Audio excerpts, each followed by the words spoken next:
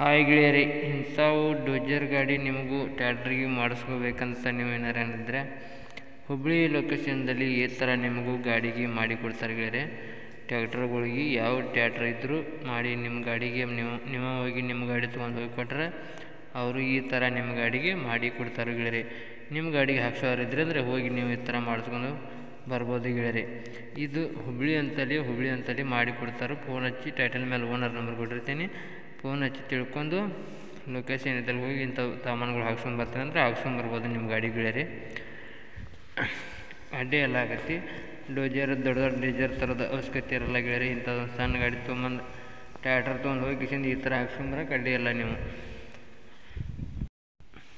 ದೊಡ್ಡ DCP ತೊಗೊಂಬರೋ ಬದ್ಲಿ ಇಟ್ಟು ಸಣ್ಣ ಗಾಡಿ ಓದಿ ಕಿಶಿಂದು ಒಳ್ಳೆ ಕಡಿಮೆ ಬೆಲೆಯಲ್ಲಿ ಈ ಥರ ನಿಮಗೂ ಹಾಕ್ಸಿ ಕೊಡ್ತಾರೆ ಗೆಳೆಯರೆ.